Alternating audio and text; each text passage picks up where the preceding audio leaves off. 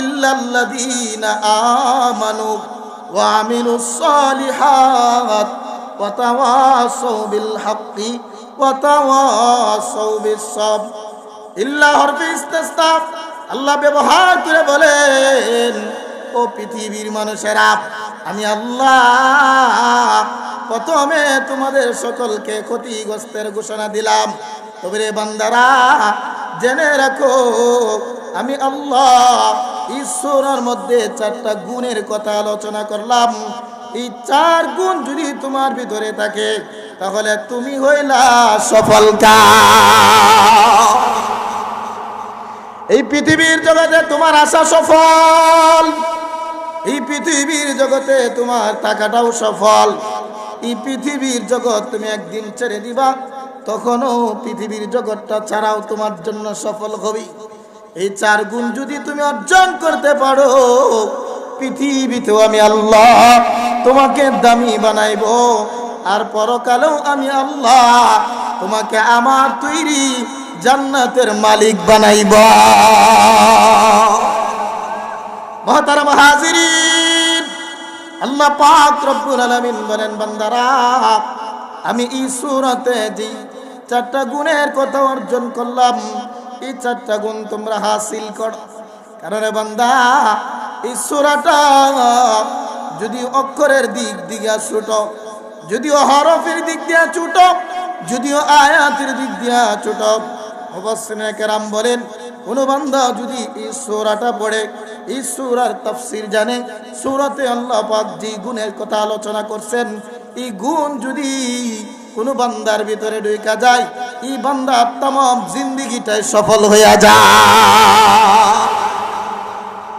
এজন্য মুহতারাম হাজিরিন, আল্লাহ পাক রব্বুল আলামিন বলেন, বান্দারা, 4টা গুণের মধ্যে 1 নম্বর গুণ হলো ইল্লাল্লাযীনা আমানু। ও ঈমানদারেরা, 1 নম্বর গুণ হলো ঈমান নামক দৌলতটা তুমি অর্জন করো। ঈমান বড় দামি জিনিস, ঈমান বড় দামি দৌলত।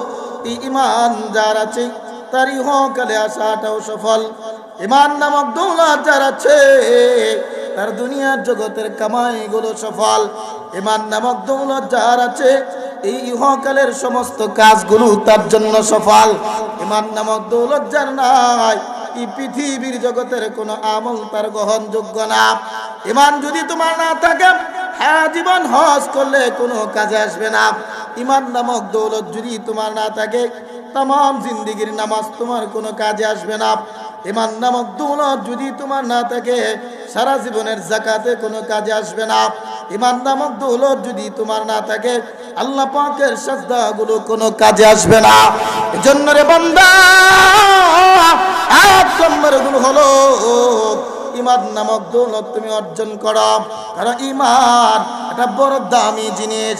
এই দৌলতময় জিনিসের মালিক যখন তুমি হয়ে যাইবা, তোমার ইহকালও সফল হয়ে যাবে, তোমার পরকালও সফল হয়ে যাবে। এই জগতে আসা তোমার জন্য সফল, এই জগতে থাকাও তোমার জন্য সফল। ঈমান এত দামি জিনিস, ঈমানের জন্য আল্লাহর নবীজির সাহাবীরা দুনিয়ার ঘর ছেড়ে দিয়েছেন। নবীর সাহাবীরা ঈমানের জন্য নিজের বিবি বাচ্চা ছেড়ে দিয়েছেন। নবীর সাহাবীরা ঈমানের জন্য নিজেদের সম্পদ ছেড়ে দিয়েছেন। নবীর সাহাবীরা ঈমানের জন্য বাড়িঘর ছেড়ে দিয়েছেন। নবীর সাহাবীরা ঈমানের জন্য নিজের জীবন পর্যন্ত দিয়ে দিয়েছে। আছে না নাই? আল্লাহর নবীজির সাহাবীরা ঈমানের জন্য দুনিয়ার সব পরিত্যাগ করে দিয়েছে।